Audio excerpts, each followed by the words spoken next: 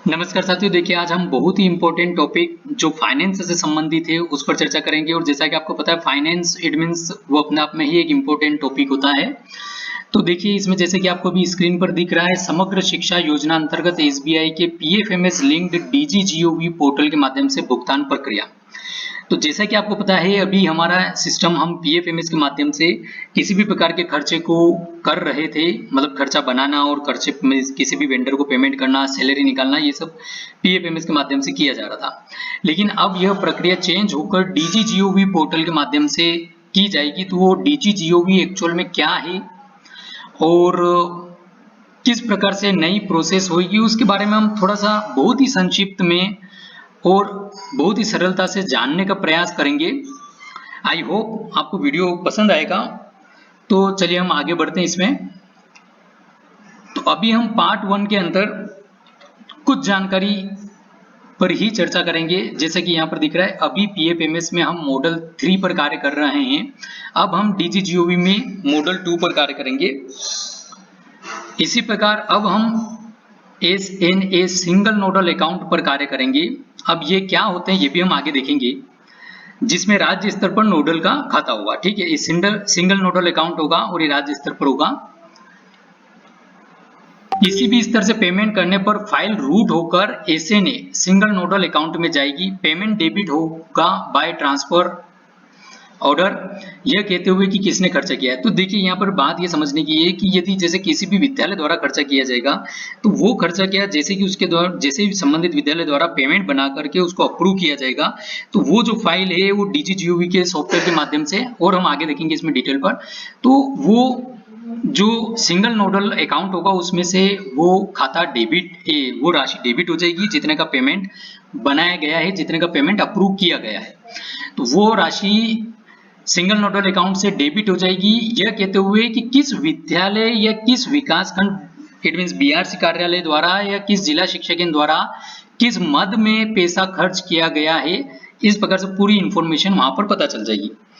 ठीक है, तो ये होगा सिंगल नोडल अकाउंट कि एक ही अकाउंट में से पैसा डेबिट हो जाएगा। अब अभी हम पीएफएमएस में मॉडल 3 पर कार्य कर रहे हैं। अब हम डीजीजीओवी अंतर्गत मॉडल 2 पर कार्य करेंगे। अब ये मॉडल 2 होता क्या है, तो यहाँ पे देखिए बहुत ही सरल शब्दों में और संक्षिप्त में हम ये कह सकते हैं कि मॉडल 2 इसमें प्रत्येक स्कूल विभिन्न स्तर की एजेंसी इट मींस प्रत्येक स्कूल स्तर से अपने लॉगिन के माध्यम से, स्वयं स्कूल के लॉगिन के माध्यम से खर्चा किया जा सकेगा। इन फ्यूचर पेमेंट रिलीज जो होगा DSC it means digital signature certificate के माध्यम से होगा, किंतु जब तक ये सुविधा प्रारंभ नहीं होती तब तक पेमेंट ओटीपी बेस्ड पेमेंट होगा। जैसे कि आपको पता है ओटीपी बेस्ड पेमेंट आप डेली रूटीन में भी ये कार्य करते होंगे कि जैसे आपने कुछ गूगल पे या पेटीएम वगैरह आप यूज करते हैं, नेट बैंकिंग यूज करते हैं, तो उसमें आपको जैसे कि आप कुछ भी पेमेंट कर रहे हो तो उसमें ओटीपी के माध्यम से आप ओटीपी रिसीव होती है। जैसे आप किसी भी एटीएम से 10,000 से ज्यादा का अमाउंट भी निकालते हैं तो आपको मोबाइल पर ओटीपी आता है और फिर उसके बाद में ओटीपी डालने पर आप पेमेंट निकाल सकते हैं। अक्सर एसबीआई के एटीएम में आपने देखा होगा। तो इस प्रकार से ओटीपी बेस्ड पेमेंट होगा, जैसे आपके द्वारा अप्रूव किया जाएगा ओटीपी आएगा, ओटीपी डालने पर आपके द्वारा पेमेंट अब आगे बढ़ जाएगा। तो इसमें हमको ये बड़ी सावधानी रखने वाली बात है कि अब हमको किसी भी स्तर पर गलती नहीं करना है, क्योंकि एक बार पेमेंट हो गया मतलब पेमेंट हो गया। पहले हमारे पास में पीएफएमएस में ये सिस्टम था कि आपके द्वारा पीएफएमएस को प्रिंट निकाला जाता था पीपीए का, और पीपीए को साइन करके बैंक में बेचा जाता था, तो आप वहां पर उस ट्रांजेक्शन को होल्ड कर सकते थे, रोक सकते थे। अब ऐसी सुविधा नहीं रहेगी। जैसे ही अप्रूवर द्वारा अप्रूव किया जाएगा इट मींस पेमेंट निकल गया। तो हमको यहाँ पर अब बड़ी सावधानी से कार्य किया जाना होगा आगे। तो जैसे अभी ये पेमेंट प्रोसेस यहाँ पर बताई हुई है, डीजीजीओवी का एक शेड्यूल रन होता है। ठीक है, अभी हम बहुत ज्यादा डिटेल में नहीं बात करेंगे, एक ओवरव्यू आपको एक पता चले कि भाई सिस्टम किस प्रकार से वर्क करेगा, इसलिए हम आपको ये जानकारी बता रहे हैं, जिसमें विभिन्न एजेंसी की फाइल को सम्मिलित कर पीएफएमएस पर एसबीआई के माध्यम से भेज दिया जाएगा।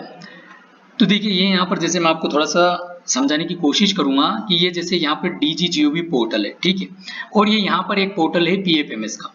ठीक है, तो अभी ऐसा नहीं कि हम पीएफएमएस से बिल्कुल ही हट चुके हैं, पीएफएमएस कहीं पे बीच में आएगा ही नहीं, पीएफएमएस रहेगा अभी भी, लेकिन हमको डीजीजीओवी पोर्टल पर कार्य करना है। अभी डीजीजीओवी और पीएफएमएस है तो बीच में इन दोनों के बीच में एक लिंक रहेगी, वो रहेगी एसबीआई की। ठीक है, ये दोनों को कनेक्ट कनेक्ट करेगा, इसके द्वारा ये दोनों पोर्टल कनेक्ट होंगे। तो जो भी आपके द्वारा कार्य किया जाएगा डीजीजीओबी पोर्टल पर किया जाएगा, उसके माध्यम से एसबीआई के द्वारा ये जो भी प्रोसेस रहेगी पेमेंट की पीएफएमएस पे जाएगी, फिर पीएफएमएस से पेमेंट के लिए एसबीआई जो भी खाता रहेगा जैसे कि उस पर आएगी, वहां से पेमेंट डिडक्ट होने के बाद में फिर आपको डीजीजीओबी पोर्टल जहां पर आपका यूजर इंटरफेस है, जहां पर आप सब कुछ देख रहे हो, वहां पर आपको पता चल जाएगा कि पेमेंट हुआ या नहीं हुआ। यदि नहीं हुआ है तो किस कारण से नहीं हुआ है ये भी आपको इसमें पता चल जाएगा।